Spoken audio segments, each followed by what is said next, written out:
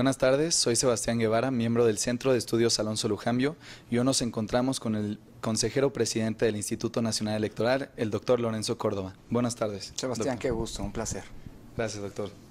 Sabemos que en la época en la que Alonso Lujambio fue consejero electoral y usted integraba el equipo jurídico de José Woldenberg, tuvieron una fuerte interacción en casos emblemáticos como por ejemplo los amigos de Fox y Pemex Gate. ¿Qué recuerdas de aquella etapa? Bueno, fue una etapa muy grata en una multiplicidad de sentidos. En primer lugar, porque pues eso de alguna manera vivir en primera persona o directamente en todo caso algunos de los momentos más icónicos de la construcción institucional que derivaron pues, en eventos inéditos no solamente en México sino en el mundo. La imposición de las dos multas más altas en la historia de las democracias modernas a los partidos políticos, por un lado. Así que poder haber vivido, haber presenciado en primera mano, haber contribuido de alguna manera a la construcción de esos casos, que son casos, repito, icónicos, pues de por sí es una satisfacción, una gran satisfacción personal y además la posibilidad de un aprendizaje incalculable. Pero además, el haber podido compartir esa experiencia, digamos, en una lógica no solamente de colaboración, sino incluso de aprendizaje respecto con personalidades como Alonso presidiendo la comisión de fiscalización, con los consejeros que integraban esa comisión y, por supuesto, al lado de José Woldenberg, que implicaba también no solamente, digamos, vivir en primera persona las discusiones respecto de las estrategias jurídicas y de la construcción jurídica de los casos, sino también presenciar las ponderaciones de tipo político, las reflexiones de oportunidad y de, digamos, del impacto institucional. Sin lugar a dudas son también lecciones, no solamente de vida, sino también lecciones profesionales. De un enorme aprendizaje, te digo. Pero además hay una cosa que yo le agradezco a la oportunidad, digamos, de haber presenciado desde esa trinchera, desde la asesoría de la presidencia de José Woldenberg, esos casos. Y es que me dejaron la posibilidad, además de estrechar relaciones ya de tipo personal, digamos, con personajes entrañables y, digamos, extraordinarios en muchos sentidos, como al mismo Alonso Lujambio. Todavía recuerdo las noches de vela que pasábamos aquí mismo en la presidencia del entonces Instituto Federal Electoral, esperando que llegaran las remesas de documentos que, por ejemplo, la FEPADE hacía en relación con el caso de Pemex Gate. Y que fueron momentos, además, 1, 2, 3 de la mañana, en los que pues, a mí me permitió construir, repito, lazos de amistad y de compartir experiencias, pero sobre todo de abrevar mucho de lo que personalidades como las de Alonso tienen que darle a cualquier persona. Yo a Alonso tuve la oportunidad de conocerlo en 1994, en 1993, antes, por supuesto, de que fuera el designado consejero electoral Alonso, cuando yo era becario del Instituto de Investigaciones Jurídicas, y Alonso acababa de publicar un libro sobre digamos, los alcances del parlamentarismo, que le publicó precisamente Jurídicas en el contexto de aquella discusión entre el parlamentarismo, presidencialismo, que alimentó buena parte de los años 90. Así que el hecho de poder haber compartido ese periodo aquí en el entonces IFE con Alonso, pues tiene, insisto, una gran cantidad, digamos, de dimensiones que se agradecen: la profesional, la del aprendizaje, la de vivir momentos históricos y, por supuesto, la personal, ¿no? La de estrechar relaciones de amistad, ¿no? Muchas gracias. Al margen de este periodo, ¿cuál considera que es el legado de Lujambio como académico y servidor público? Bueno, yo creo que Alonso Lujambio es una de esas personalidades que desarrollaron su vida profesional entre la academia y el servicio público y que, como pocos, lograron retroalimentar cada una de estas dos dimensiones con la otra. Es decir, Alonso no es que haya sido alguien que se forma o que, digamos, se dedica a la vida académica para después abandonarla definitivamente y dedicarse a una vida en el servicio público, sino que en las distintas etapas en las que Alonso se desempeñó, primero como consejero, después como comisionado del IFAI, después como secretario de Educación Pública, en fin, siempre hubo una interfase, digamos, en la que Alonso regresa a la academia. Por no decir que nunca dejó de ser propiamente un académico, es decir, era un intelectual en todo el sentido de la palabra, en la medida en la que nunca dejó de producir. Pocos fueron los periodos en los que dejó de dar clase o de participar en el ámbito académico, y ahí pudo construir esto a lo que hacía referencia, es decir, es un académico que no solamente, digamos, tiene una sólida formación conceptual y que se dedica al análisis de los fenómenos sociales y políticos desde una perspectiva estrictamente teórica, sino que el análisis conceptual pudo enriquecerse con la experiencia de la responsabilidad pública. Lo digo de alguna manera también desde una perspectiva de primera persona, en distintos grados, por supuesto. En mi desarrollo personal, profesional, he estado también alternando la academia con el servicio público, y desde ese punto de vista me parece que los mejores académicos, sin menospreciar a quienes se dedican de tiempo completo a esa profesión, son aquellos que logran retroalimentarse de esa ética de la responsabilidad que inevitablemente el servicio público te obliga. Es decir, desde la academia, un académico puro se permite ciertas licencias que un funcionario público no puede permitirse en el análisis de la realidad, y que en el caso del servidor público derivan de la, digamos, de la responsabilidad que implica la toma de las decisiones. Y viceversa, un servidor público que ha estado en la academia sin duda trae un bagaje conceptual que enriquece mucho más precisamente el proceso de toma de las decisiones. Así que yo creo que lo que más destacaría de Alonso como académico por un lado, pero también como servidor público, es precisamente eso, que no fue un servidor público cualquiera, sino que fue un servidor público que abrevó de una sólida base académica, y por otra parte un académico que también abrevó de la responsabilidad pública que ejerció, ¿no? A usted le tocó vivir la transición de IFE a INE, en el primero como consejero y en el último como consejero presidente. Para comparar, ¿cuál fue el mayor reto que enfrentó el IFE en las elecciones pasadas y cuál es el mayor reto del INE en las elecciones actuales? Quienes hemos estado en las sesiones electorales, siempre, cada 3 años, nos encontramos con reeditar la misma idea. Estas son las elecciones más complicadas que ha organizado la autoridad electoral. Y eso ha ocurrido a lo largo de la historia. Creo que las elecciones de 2012 son elecciones de una enorme complejidad, pero que tienen, digamos, sobre todo porque en 2012 vimos reeditarse muchos de los episodios que en 2006 se habían presentado. Pero creo que, y eso implicaba en consecuencia un desafío enorme, pero creo que los 6 años que mediaron entre ambas elecciones son años de un enorme aprendizaje institucional que le permitió al IFE, de entonces, el de 2012, no reeditar, o más bien prepararse frente a muchas de las acusaciones, de las impugnaciones que se presentaron 6 años atrás y que se volvieron a presentar, pero frente a las cuales estaba mucho más blindado la autoridad electoral. Creo también que el desafío, digamos, uno de los mayores desafíos del Instituto Federal Electoral fue precisamente su fase terminal.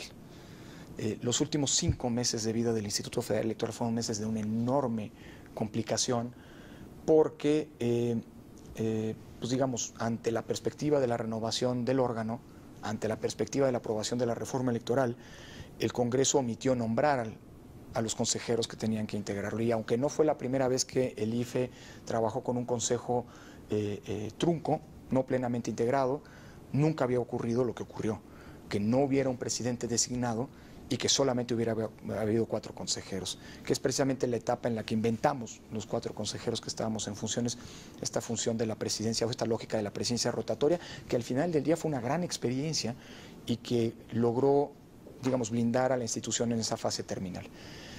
Y la elección del 2012, que es la primera que enfrenta, perdón, de 2015, que es la primera que enfrenta el INE, tiene también una complejidad que en muchos sentidos es inédita. Lo resumiría en esto. Más allá del volumen, que es la elección más grande por el número de ciudadanos involucrados, el número de casillas a instalar, el número de ciudadanos a capacitar para fungir como funcionarios de casilla, más allá de la complejidad que ha significado el instrumentar la complejísima reforma electoral de 2014, esta es una elección que está procesándose o gestándose en un contexto de seguridad, pero también social y políticamente muy adverso. Lo circunscribo a este hecho.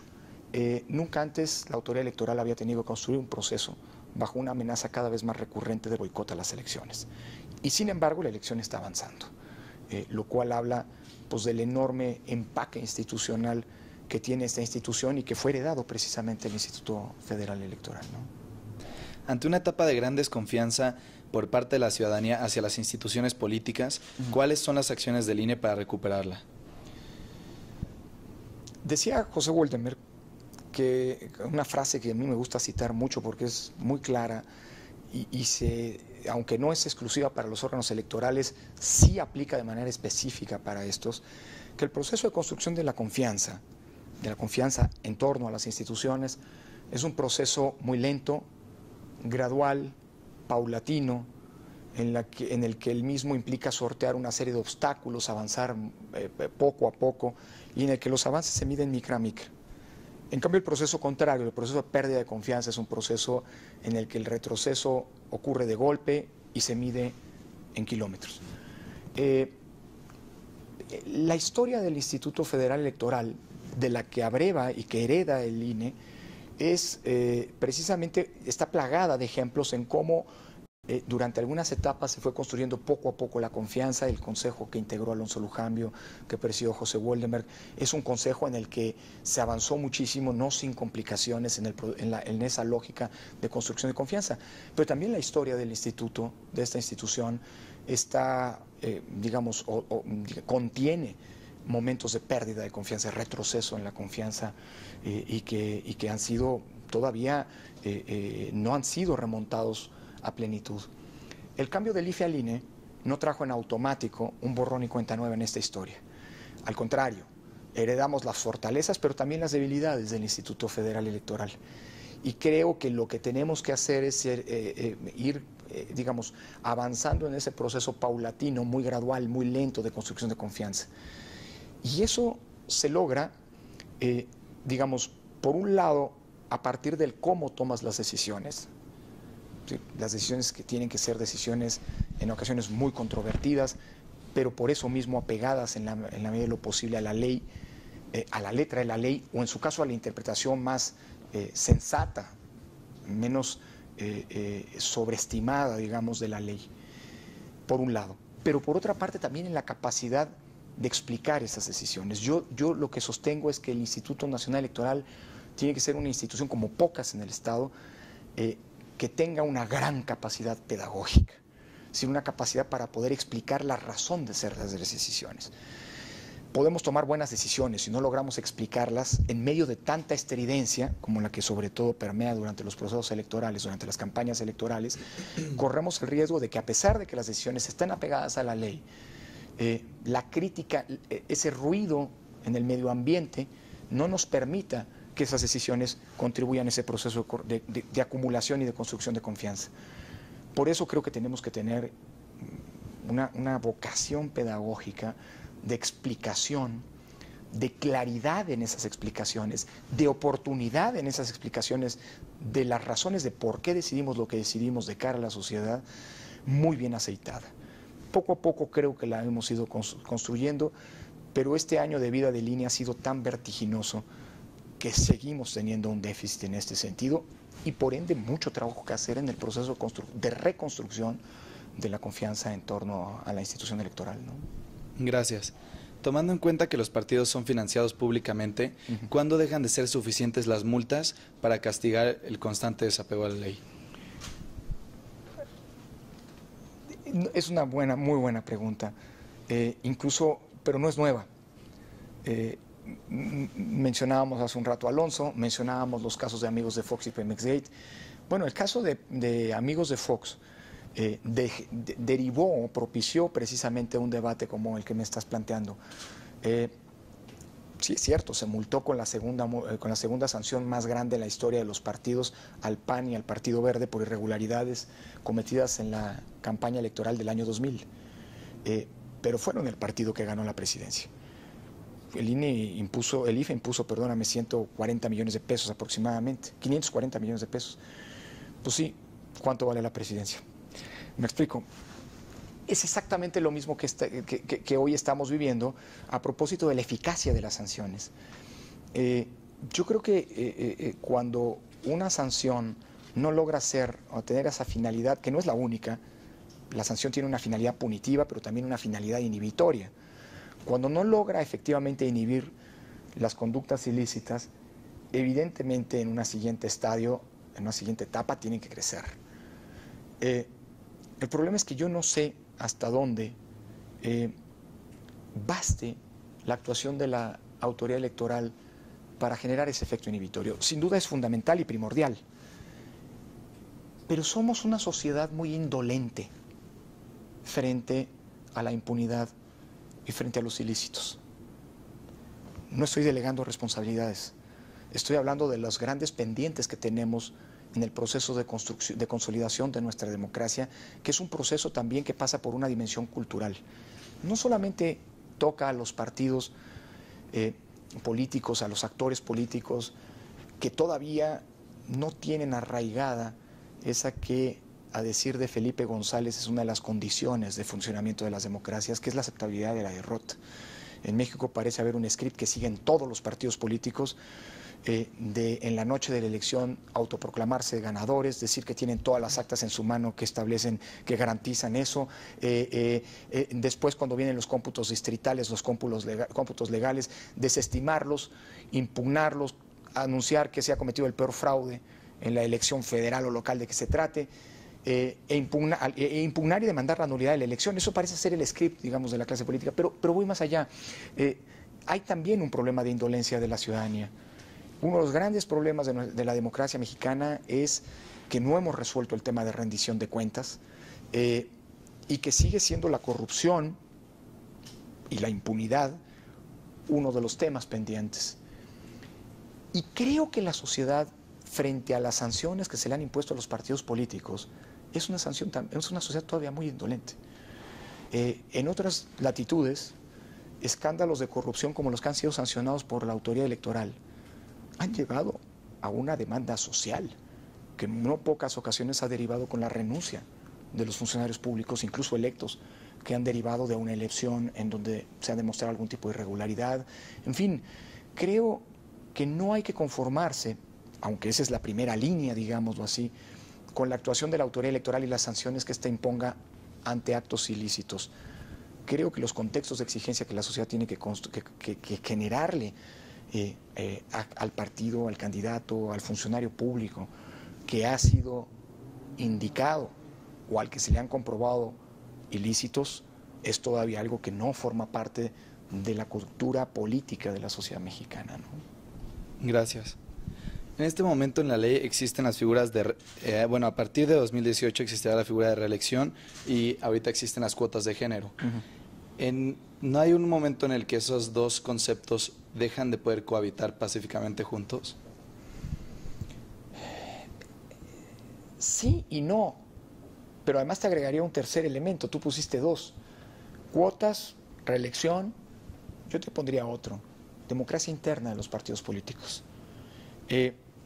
Porque al final del día, lo que hemos logrado empujando una agenda de género de la que yo estoy absolutamente convencido, ha sido empujar y lograr, por ejemplo, presencia de legisladoras en el Congreso en números inéditos que nos colocan en los mejores estándares, digamos, si se nos compara internacionalmente, más ahora que en la elección de este año aplica la nueva regla de paridad en los cargos, en la postulación de candidaturas a cargos legislativos, pero algo que nos ha costado mucho construir y que todavía tiene mucho trecho por recorrer es el tema de la democracia interna de los partidos políticos.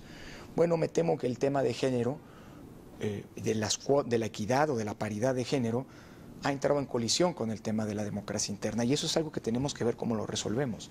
Y es algo que efectivamente puede entrar en colisión o por lo menos en tensión con el tema de la reelección. Pero insisto, no solamente se trata de una problemática dual, sino que hay otros componentes, repito, como el de la democracia interna, que son de los grandes dilemas que tenemos sobre los que tenemos no solo que reflexionar, sino que tenemos que armonizar en el futuro. Porque si tú los ves en abstracto cada uno de ellos y no los vinculas, pues todos y cada uno de ellos son absolutamente, son banderas sobre, digamos, perfectamente, son batallas que vale la pena dar. ¿Quién va a hablar en contra de los procesos, de fortalecer los procesos de democracia interna de los partidos? ¿Quién va a hablar en contra de empujar una agenda de género que todavía está planteada en los términos de acciones afirmativas? Pero yo digo que el escenario ideal es que no haya acciones afirmativas, porque las acciones afirmativas ya no son necesarias, pero en tanto se provocan los cambios para que esto ocurra, pues las acciones afirmativas son indispensables. Y por otro lado, la reelección, yo soy un defensor, como por cierto también lo fue Alonso durante mucho tiempo y de manera muy insistente, de la posibilidad de la reelección en distintos cargos de elección popular, particularmente en el legislativo, en fin, pero digamos, cuando los conjuntas, pueden ser elementos, todos ellos positivos, deseables, que pueden estar en tensión. Entonces, el gran dilema que tenemos es, para responder en concreto a tu pregunta, sí pueden estar en tensión. El problema es cómo hacemos para que convivan armónicamente y se retroalimenten recíprocamente. Muchas gracias. Ante las divergentes posturas que han tomado el INE y el TRIFE en distintas situaciones, como el caso del Partido Verde o el caso de Marcelo Ebrard, ¿esto afecta el proceso de toma de decisiones en el INE? Y si es así, ¿cómo? No creo que afecte el proceso de toma de decisiones. Sin duda, el proceso de toma de decisiones en la autoridad administrativa electoral sería mucho más sencilla si no hubiera una autoridad jurisdiccional que revisara las decisiones que tomamos. Pero yo no creo que esto fortalecería, digamos, el principio de legalidad, por un lado, y sobre todo la lógica de definitividad que tiene que ocurrir en un sistema electoral complejo como el nuestro. Yo creo que es venturoso que exista la posibilidad de que todos los actos del Instituto Nacional Electoral puedan ser impugnados, sobre todo porque despresuriza también al órgano electoral. La existencia de una instancia superior que tiene la última palabra, que puede confirmar o corregir o complementar incluso las decisiones que toma, en este caso, el Instituto Nacional Electoral, es una arquitectura institucional virtuosa. Porque por un lado, insisto, permite una revisión técnica, una revisión jurisprudencial de las decisiones del Instituto Nacional Electoral, a cargo de peritos del derecho, que no somos necesariamente los que estamos acá. Digo, yo soy abogado, pero es una composición muy plural y de eso se enriquece las decisiones en el Instituto Nacional Electoral. Pero por otro lado también nos permite ir despresurizando. El hecho de que nuestras decisiones no sean definitivas a menos que no sean impugnadas, creo que es una manera también de permitir un mejor arbitraje por parte del órgano electoral. Claro, cuando tenemos un tribunal que puede tener o que empieza a tener decisiones poco consistentes, pendulares incluso, decisiones contradictorias entre sí, lejos de fortalecer la certidumbre jurídica, se fortalece la incertidumbre, la discrecionalidad en el proceso de toma de decisiones y por lo tanto la falta de credibilidad al final del día en los propios órganos electorales. Por eso es muy importante la congruencia, y esto vale para las decisiones que el INE toma, como para las decisiones que por otro lado toma el tribunal, pero sobre todo lograr detonar, y creo que poco a poco lo hemos ido construyendo, lo que en algún momento fue una de las anclas de estabilidad del sistema electoral. Y por cierto, ese momento fue justamente en el periodo, digamos, de 1996 a principios de la década pasada, cuando la relación entre el tribunal y el Instituto Federal Electoral entonces era muy fluida, muy respetuosa de sus respectivos ámbitos de atribuciones, pero también permanente. Si logramos establecer esto que en el ámbito del derecho se conoce como diálogo entre cortes, ¿no? Por ejemplo, la Corte Mexicana con la Corte Interamericana de Derechos Humanos, etcétera. Si logramos hacer algo semejante entre el Instituto Nacional Electoral y el Tribunal Electoral, vamos a fortalecer el sistema electoral mexicano, sobre todo porque hay ciertas decisiones, si bien, déjame decirlo así, si bien todas las decisiones del INE tienen que tener un fundamento y una solidez y una consistencia jurídica, también es cierto que la construcción de una elección no solamente es derecho, sino que hay ciertas condiciones materiales, ciertas condiciones prácticas que no podemos nosotros obviar en nuestras decisiones, y mucho menos el tribunal, porque hay una decisión sólida, robusta, consistente en términos jurídicos, puede ser una solución de difícil o de imposible traducción en la instrumentación práctica. Entonces, una decisión del tribunal no puede volver imposible la construcción práctica de una elección. Entonces, este diálogo entre quienes tenemos el expertise técnico y quienes tienen la última palabra pudiendo revisar nuestras decisiones en el plano jurídico, me parece que es indispensable para poder consolidar el sistema electoral mexicano. ¿Y no puede existir una amenaza de que un proceso electoral se vuelva de alguna forma jurídico? Sí, sin duda. Pero eso tiene riesgos y tiene virtudes. En México, desde que se creó el primer tribunal electoral, en una fase muy embrionaria todavía de la evolución de las instituciones electorales, estoy pensando en la creación del Tribunal de lo Contencioso Electoral en 1986, se arrancó con un paulatino proceso que muchos denominamos o que se ha denominado como proceso de judicialización de la política. Y esto no es malo, sobre todo si piensas retrospectivamente de dónde venimos. En el pasado, los conflictos políticos se dirimían en instancias políticas y mediante arreglos políticos. Tú como politólogo le vas a encontrar virtudes a la cosa, estoy de acuerdo. Pero ¿qué tal que lo traducimos en esto que no es una situación irreal, es algo que ocurría? Los conflictos en las elecciones se resolvían en los colegios electorales, que eran órganos integrados en las cámaras del Congreso de la Unión, en donde los arreglos de los partidos políticos terminaban en negociaciones de que, oye, te doy chance, anulamos esta elección, pero tú dame chance de ganar acá. Que desde un punto de vista estrictamente de rational choice, ¿no?, de racionalidad política, podría ser muy pertinente porque permite la gobernabilidad. Pero el problema es que cuando hablamos de democracia no solamente estamos hablando de procesos políticos, sino de procesos políticos que están sustentados en el ejercicio de derechos fundamentales. Y a lo mejor lo que puede ser una gran componente de un muy buen arreglo político en sede parlamentaria, lo que implica es la vulneración del derecho político de voto, el derecho fundamental de voto, que es lo que articula y le da sentido a toda la construcción democrática, que le da sentido a unas elecciones. Y lo que ocurrió con el paso del tiempo fue que los conflictos políticos terminaron por procesarse en sede jurisdiccional mediante procedimientos jurídicos. Un proceso político, un conflicto político resuelto de manera solamente política, está implícito de un alto grado de discrecionalidad y de incertidumbre. Un conflicto político que se resuelve en un tribunal mediante procedimientos jurídicos está investido de mucha mayor previsibilidad, es decir, certidumbre, y al final del día de mucho mayor equilibrio en términos de justicia. No es casual que en todas las democracias constitucionales modernas, en todas, la última instancia, la que resuelve incluso los conflictos entre poderes, termina siendo un tribunal constitucional. Es exactamente la misma lógica que desde principios del siglo XX encaminó a la construcción de las democracias constitucionales a tener siempre un órgano que dirime en última instancia,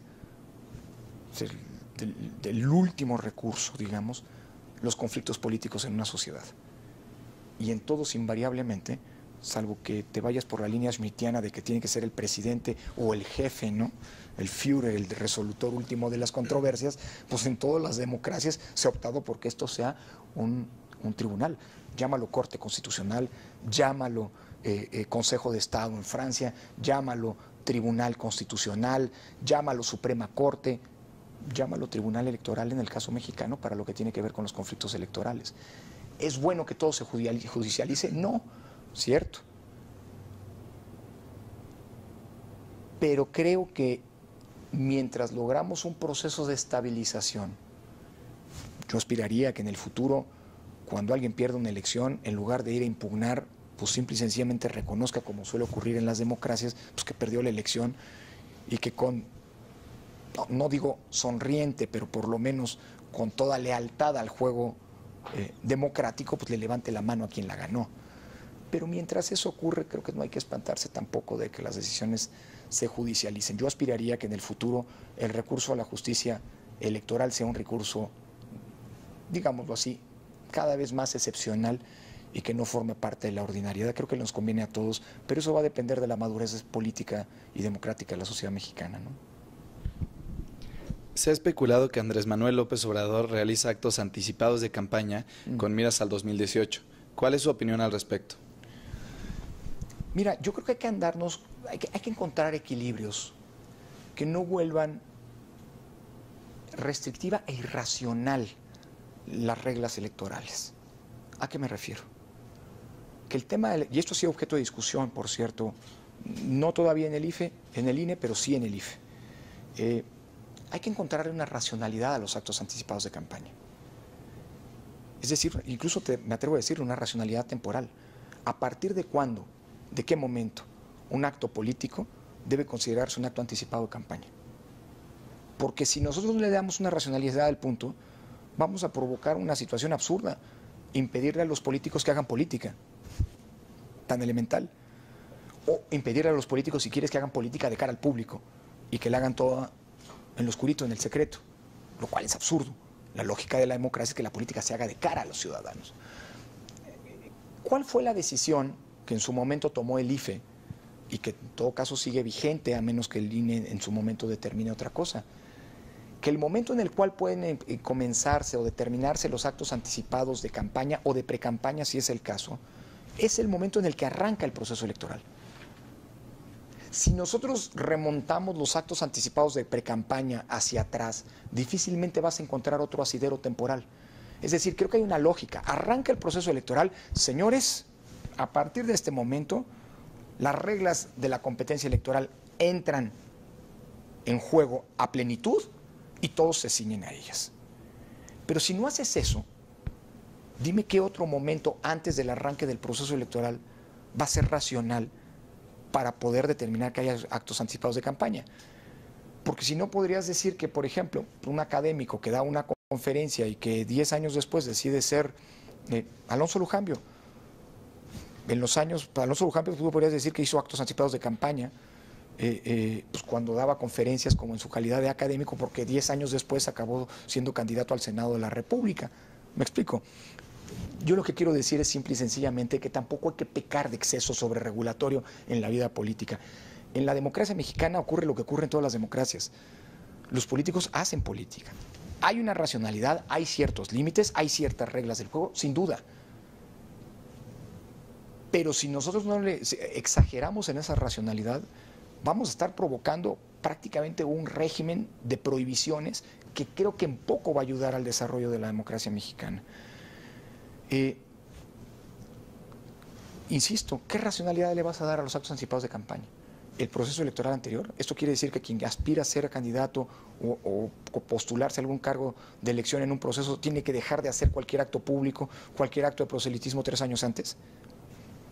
Estoy siendo provocador, porque entiendo que el caso que me estás planteando, el caso de Andrés Manuel López Obrador, convertido, digamos, en la imagen de un partido político, en el vocero de ese partido político, en la figura omniabarcante de la publicidad, de la propaganda de su partido, pues acaba siendo o generando la sensación de un efecto distorsionador de la contienda, una contienda que todavía ni arranca.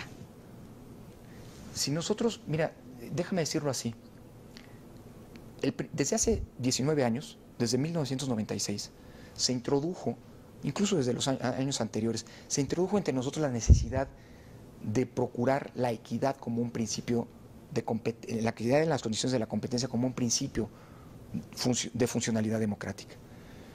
Esto se derivó de que en 1994, en el primer ejercicio de fiscalización que se hizo por el entonces IFE, se determinó que en las campañas, que fue la primera cifra oficial de gasto de una campaña electoral, que en las campañas de aquel año, las presidenciales de 94, de las que surge ganador Ernesto Zedillo, el PRI gastó el 85% del gasto total de las campañas.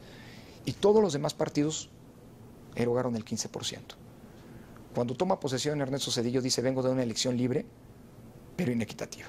Es decir, y por lo tanto la equidad se coloca a partir de ese momento como parte, digamos, fundamental del esfuerzo de las reformas electorales que se dieron hacia adelante. Pero cuando se introdujo la equidad como un principio fundamental de la contienda democrática en México, se introdujo entendiendo a esta como creo que debe entenderse, como la existencia de un piso de entrada parejo, igual, entre todos los contendientes.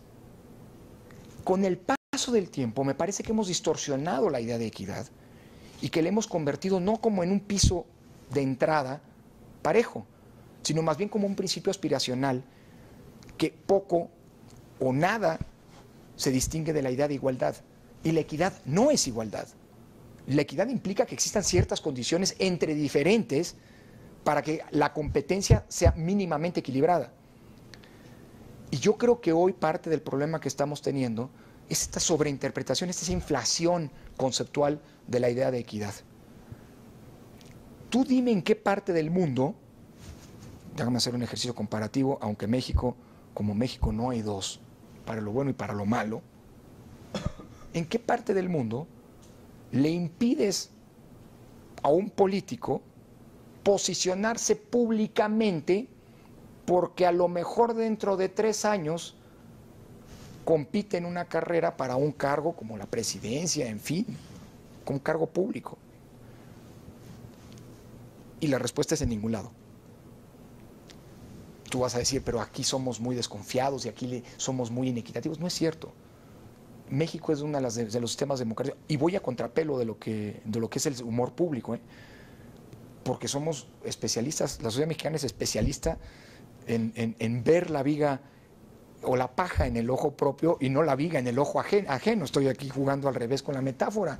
Problemas tiene nuestro sistema electoral, sin duda, pero tiene un problema grave de equidad hoy, después de 19 años de que la equidad ha sido la constante, digámoslo así, preocupación de las reformas electorales. Mi respuesta es yo creo que no. ¿Estamos en condiciones de igualdad? No, pero en México creo que existen condiciones para una competencia mínimamente equilibrada, que es justamente el origen con el cual introdujimos la idea de identidad en nuestro país.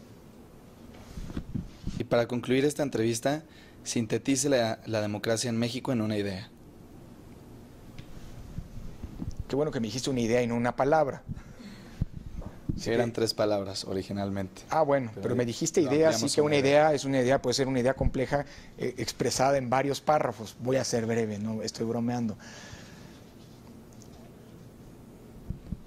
Convivencia de un intenso pluralismo político en condiciones o con base en reglas pactadas que apuestan por la resolución del conflicto por la vía pacífica, pero en un contexto, en un medio ambiente profundamente adverso.